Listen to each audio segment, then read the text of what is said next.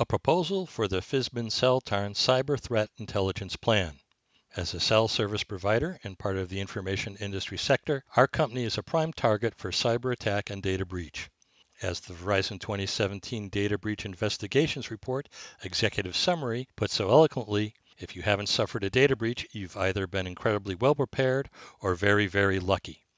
Are we incredibly well prepared? If Fizbin Celtårn wishes to avoid the damaging effects of cyber attacks with the attendant loss of capital or reputation, as well as the potential regulatory or legal entanglements, Fizbin Celtårn should undertake a more aggressive cybersecurity posture. This improved security is achievable by adopting the use of cyber threat intelligence with a plan that would allow the company to locate prospective attackers before they find us.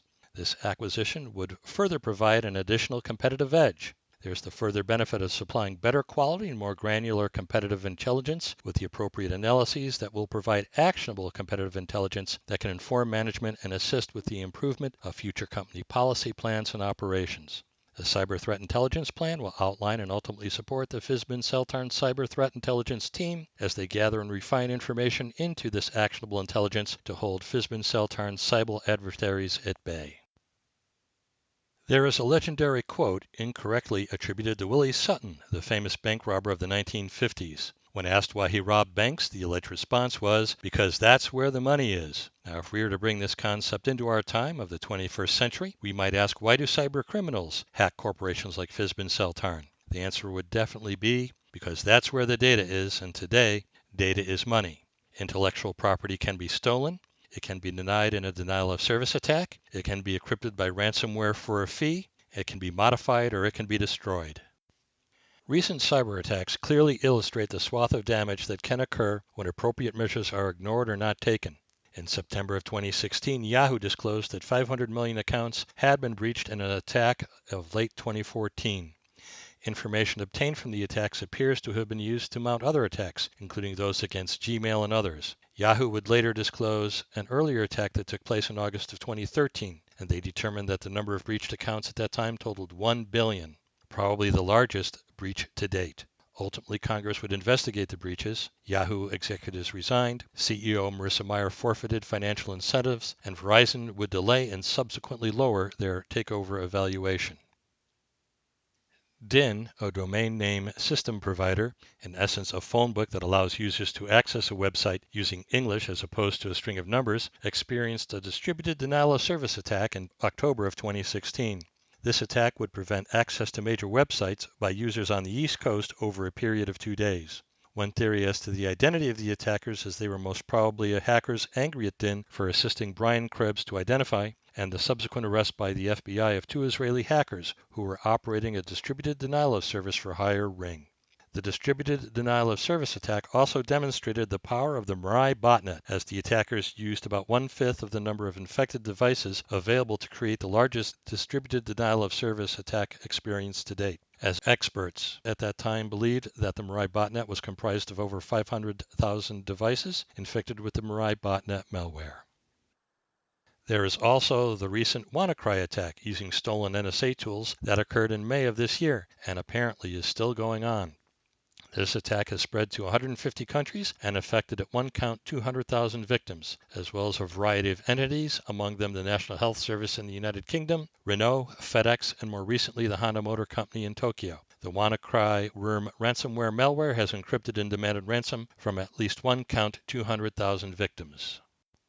Looking at the aggregate of categories of bad actors, we can summarize them into the following: national governments and nation states, terrorists and extremist groups, industrial spies and organized crime groups, hacktivists and hackers, and trusted insiders. Whether due to a nation-state, organized criminal element, or a lone wolf hacker, our data and information system can be compromised. Fizbin Celtårn would certainly experience a breach of confidentiality, integrity, and availability. A malicious attack on our information systems put the cybercriminal into position to steal customer records to instigate identity theft, abscond with Fizbin Celtårn's intellectual property for the benefit of our competitors or a nation-state, costing the company significant capital as well as damage to Fizbin Celtårn's reputation for an indefinite period.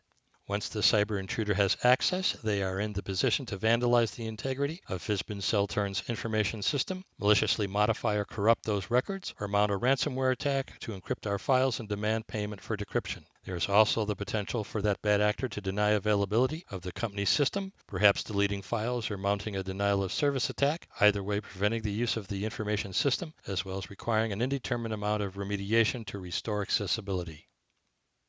Here is a graphic from the Verizon 2017 data breach investigations. Rather disconcerting, but look at that final statistic. 27% of breaches were discovered by third parties. That means almost one-third of the breaches are discovered outside of the entity, not in-house. This indicates that as a whole, the industry needs to step up their cybersecurity game and get on the ball regarding discovery and mitigation of breaches. Furthermore, these types of breaches include 61% of the data breach victims in this year's report are businesses with under 1,000 employees.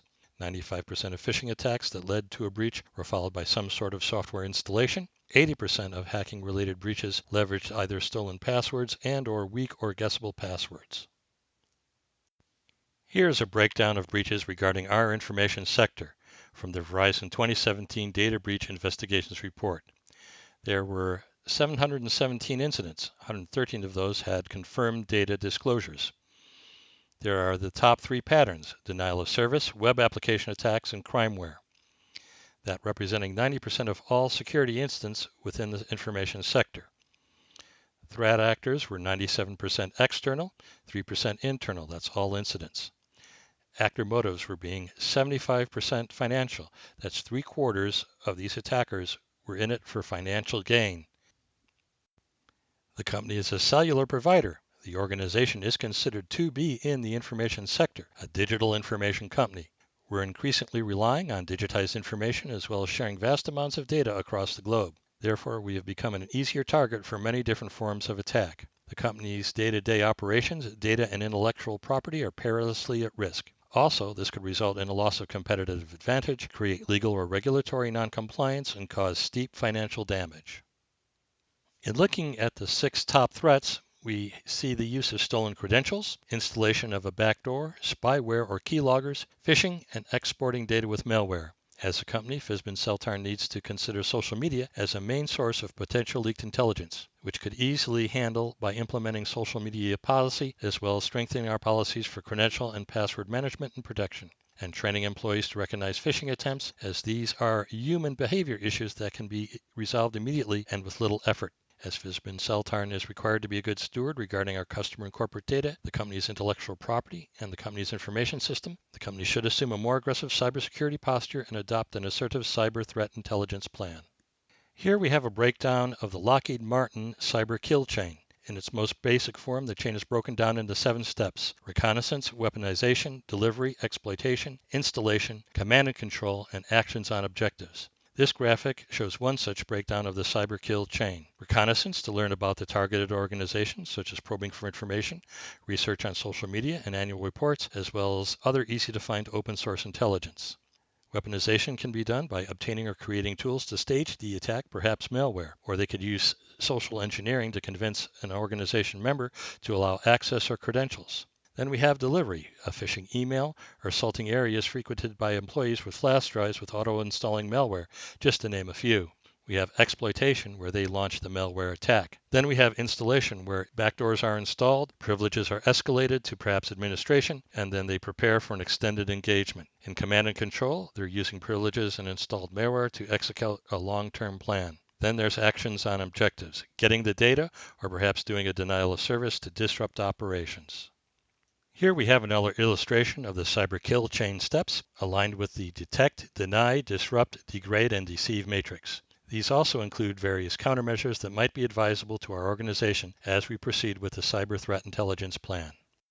Given the Yahoo 2016 breach focused through the lens of the cyber kill chain, there were some lessons to be learned and some key takeaways applicable to our information system. We should deploy strong email protections as well as policy regarding responding to possible phishing attempts. Use an encryption stronger than MD5 to encrypt passwords. MD5 is easy to crack. We should consider SHA-256. Deploy detection and mitigation, such as deployment of effective network intrusion prevention systems, as well as network intrusion detection systems. These are the digital sentries that see the attacker coming, sound the alert, and allow us to rebuff the attack. Although these were recommended to the Yahoo CEO, Marissa Mayer refused to commit funds. We should also have encryption for both data in place and data in transit. This way, if there is a breach, they get unreadable data. Mitigating the attack at any step in the cyber kill chain breaks the chain and stops the attack. One mitigation and the attack is done. But now you have to be on the lookout for the next one. Undertaking this cybersecurity and threat intelligence endeavor will not be an easy task, as it will require commitment of capital, time, and personnel. Investigation will be initiated to research the information system hardware, software, and personnel to achieve the established security goals with the mandated return on investment. Determining the return on investment can be tricky because if the program prevents an incident, it's rather difficult to put a price tag on an incident that never happened. Metrics and potential evaluations for return on investment of cyber threat intelligence are still in their infancy.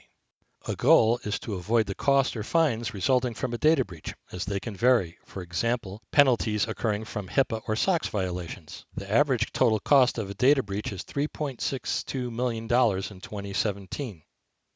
The company will have extended use of the team engaged in the Cyber Threat Intelligence Plan, as they are in position with the tools and skills to gather open source intelligence. They'll be engaged in scanning the web for legal, freely available information, with competitive intelligence being obtained from open source intelligence, concentrating on information regarding competitors. Appropriate analysis will provide actionable competitive intelligence that can inform and improve future company policy, plans, and operations.